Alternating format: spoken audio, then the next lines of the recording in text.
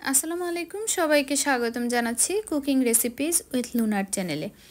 আজকে আমি কিভাবে খুব সহজেই শোল মাছ রান্না করা যায় সেটি আপনাদের সাথে শেয়ার করব। আমি এখানে চুলায় একটি কড়াই বসিয়ে নিচ্ছি আর তার মধ্যে 1 কাপেরও কম সয়াবিন তেল দিয়ে এই তেলটা গরম করে নেব। আর এদিকে আমি মিডিয়াম সাইজের একটি শোল মাছ এরকম ছোট টুকরো করে কেটে ধুয়ে পরিষ্কার করে পানি ঝরিয়ে নিয়েছি। এখন এর সাথে 1 চা চামচ লবণ আর 1 চা চামচ মরিচ গুঁড়া, 1 চা চামচ হলুদ গুঁড়া দিয়ে খুব ভালো করে মাছের সাথে মিশিয়ে নেব।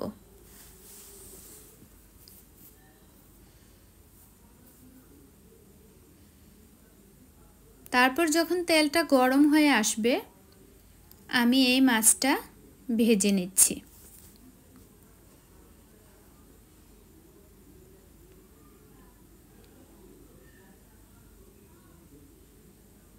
মাছটা একদম মচমচে করে ভেজে নিতে হবে।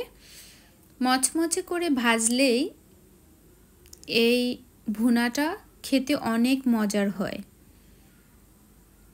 এরকম লালচে করে আমি মাছটা ভেজে নিয়েছি। যখন এরকম ভাজা হবে তখন আমি চুলা থেকে মাছগুলো তুলে এক পাশে রেখে দিচ্ছি।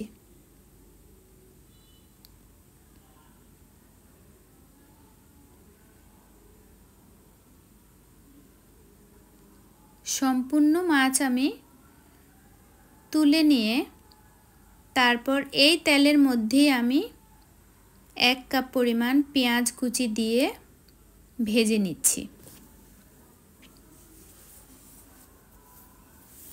পেঁয়াজটা নেড়েচেড়ে আমি বাদামি কালার হওয়া পর্যন্ত ভাজতে থাকব।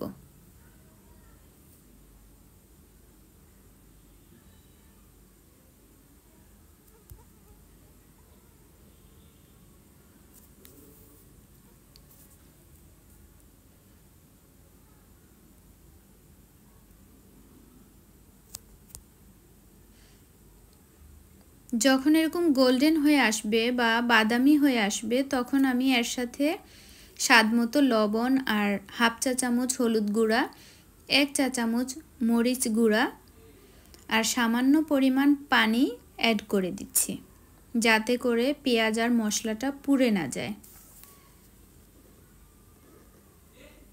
তারপর অ্যাড করছি 2 টেবিল চামচ রসুন বাটা, আরও অ্যাড করে নিচ্ছি 1 টেবিল চামচ আদা বাটা। তারপর আমি এই মশলা কিছুক্ষণের জন্য কষিয়ে নিচ্ছি।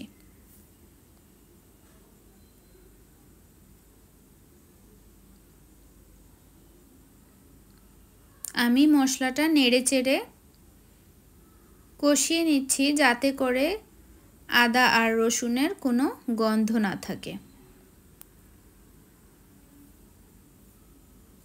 যখন কাঁচা কাঁচা গন্ধটা চলে যাবে তখন আমি এর সাথে অ্যাড করে দিচ্ছি টমেটো কুচি। আমি এখানে 2টি মিডিয়াম সাইজের টমেটো কুচি করে নিয়েছিলাম। সেই টমেটো এর সাথে অ্যাড করে দিয়ে এই টমেটোটা আবার কিছুক্ষণের জন্য আমি কষিয়ে নিচ্ছি।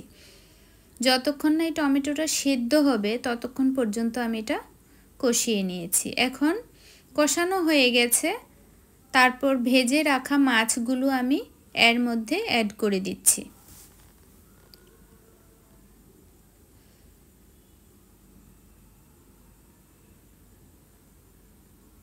এখন পরিমাণ মতো পানি অ্যাড করে দিলাম।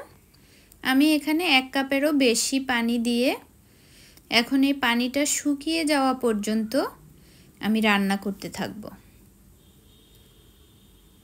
এখন আমি 3টি কাঁচামরিচ মাঝখানটা একটু ভেঙে দিয়ে নিলাম।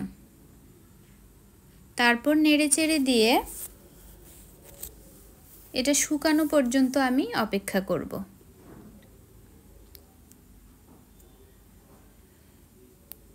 আমার এই রেসিপি যদি ভালো লাগে প্লিজ লাইক দিবেন এবং সাবস্ক্রাইব করবেন। পানিটা পুরোপুরি শুকিয়ে একদম গাঢ় হয়ে আসছে। এ পর্যায়ে আমি এর সাথে অ্যাড করব ভাজা জিরা গুঁড়া। আমি এখানে 1 চা চামচ ভাজা জিরা গুঁড়া অ্যাড করে দিচ্ছি। তারপর অ্যাড করব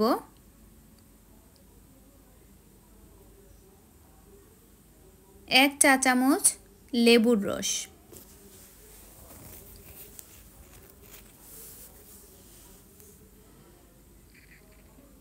আপনারা চাইলে এর মধ্যে সামান্য চিনিও অ্যাড করে দিতে পারেন। আমি সামান্য চিনি অ্যাড করে দিলাম। এখন নেড়েচেড়ে খুব ভালো করে আমি চিনি আর মশলাটা এর সাথে মিশিয়ে নিচ্ছি। দেখুন কালারটাও কি সুন্দর হয়ে আসছে। এখন আমি চুলা থেকে তুলে নেব। রেসিপিটি কেমন হয়েছে কমেন্ট করে জানাবেন।